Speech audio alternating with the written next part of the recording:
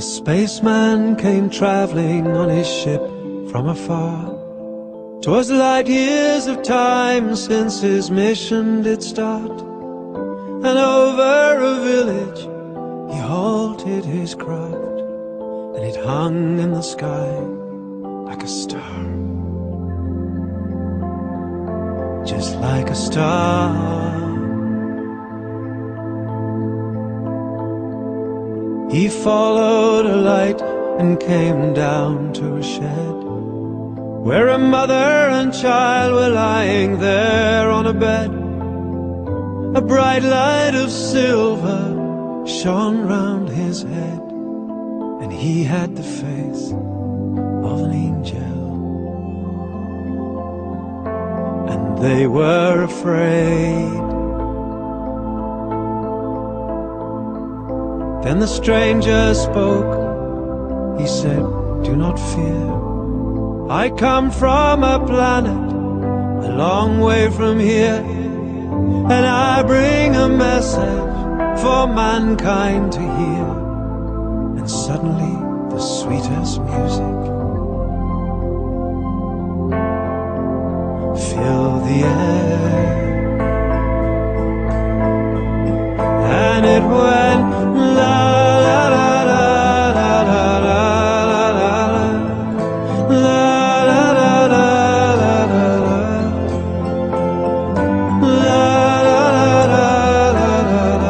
la la. Peace and goodwill to all men, and love for the child.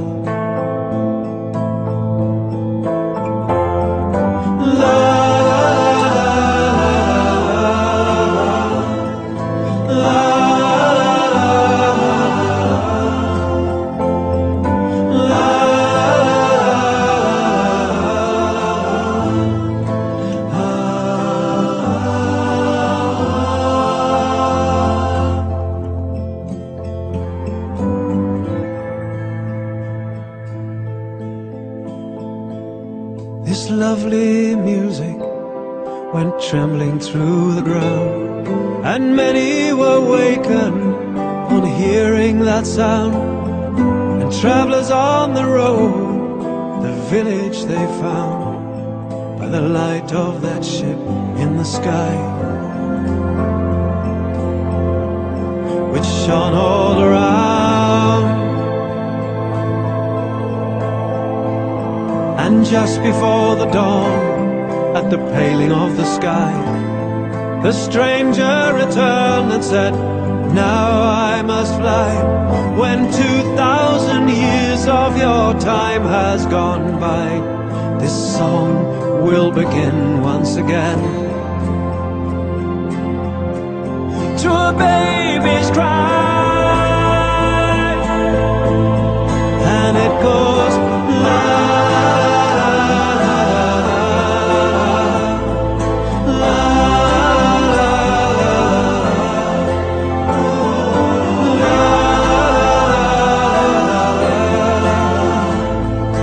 Peace and goodwill to all men, and love for the child. And we hear la la la.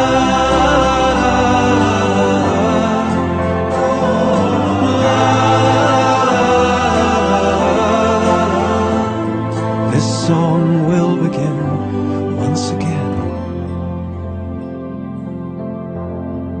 to a baby's cry.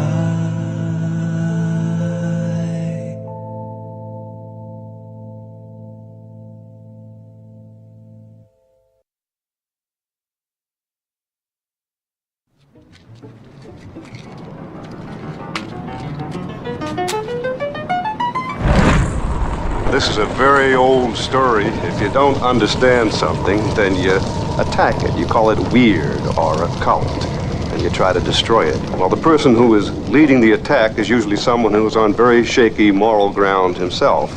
He's unsure of himself, and so he lashes out in a paranoid way against those of us who've ascended to a higher plane of consciousness and awareness. Well, we'll survive this. We always have in the past. And when Mr. Reese loses his anger and his fear, we invite him to join us in spreading our message of love and profit. Thank you very much. Got a letter from a messenger. I read it when it came.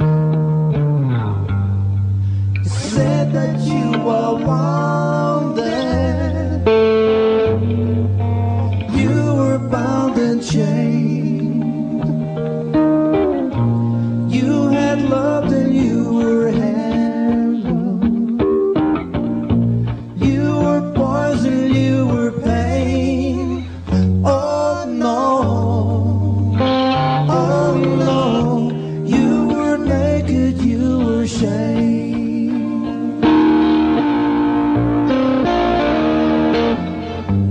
You could almost touch heaven right there in front of you. Liberty just slipped away on us. Now there's so much work to do. Oh, the door that closes tightly is a door that can swing wide. Oh no, oh no, not expecting to collide. For a minute I let my guard down, not afraid to be found out. Completely forgotten what our fears are all about. Oh no, oh no, there's no need to be without.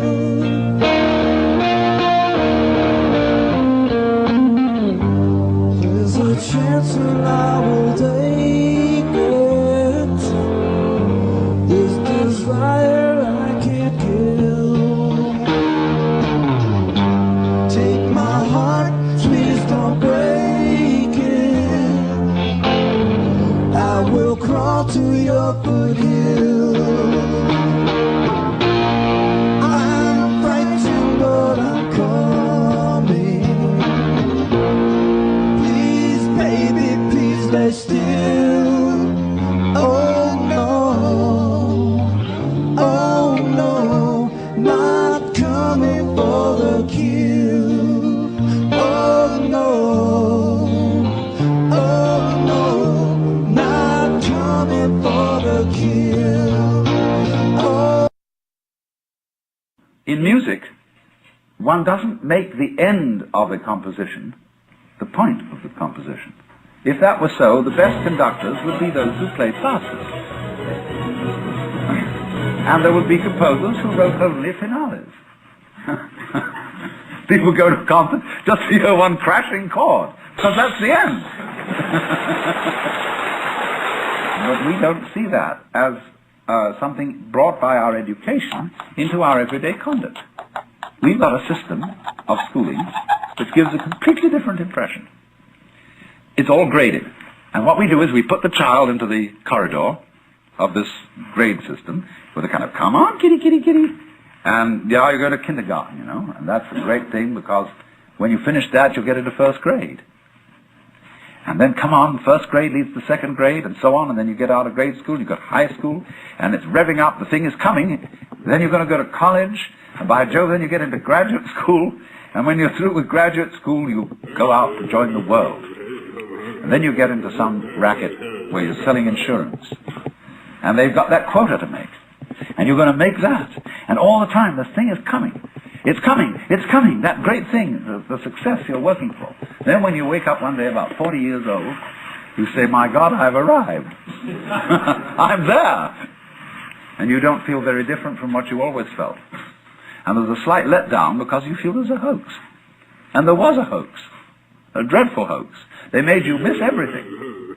We thought of life by analogy with a journey, with a pilgrimage, which had a serious purpose at the end, and the thing was to get to that end, success or whatever it is, or maybe heaven after you're dead.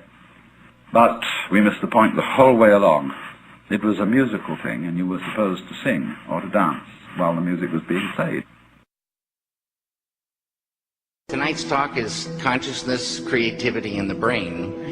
And if you have a golf ball-sized consciousness, when you read a book, you'll have a golf ball-sized understanding. When you look out, a golf ball-sized awareness. And when you wake up in the morning, a golf ball-sized wakefulness. But if you could expand that consciousness, then you read the book, more understanding. You look out, more awareness. And when you wake up, more wakefulness. It's consciousness. And there's an ocean of pure, vibrant consciousness inside each one of us. And it's right at the source and base of mind, right at the source of thought, and it's also at the source of all matter. There is no matter as such. All matter originates and exists only by virtue of a force which brings the particle of an atom to vibration and holds this most minute solar system of the atom together. Hi, David here. Just thinking about a few things. The Bible is an interesting story, but I think it's a template, not only spiritually, but in a lot of other aspects that aren't literal. And there's things about the Bible that are often overlooked. Like the math behind it is quite interesting. And there's things called gematria or gematria. I don't know, I can't pronounce it. It sounds like geometry to me. And the other one's Isophia, I think it's called. And that's the Greek one. And the other one's Hebrew or something. And then there's other languages that do the same thing where, you know, like Roman numerals, where the letters mean numbers. Well, other languages like Hebrew started with 22, I believe, foundation letters. And there was no vowels, so... And I don't even think there were spaces before, so that must have been hard to translate. And I think it goes back like so many thousand years, but the thing is, it's, like I said, a template, and this is basically, the way I see it, like the word logos, whatever, it's really well made, but it's not something that is like, you know, the end-all be-all. It's a template. So the teachings of Christ, or, you know, the way, stuff like that, it works, and it's not an easy path, but it's very rewarding. And that's just one aspect of it. Historically, I don't know. I don't know if that's true or not. It's inspiring, and like that's good. But back to the math now. The words and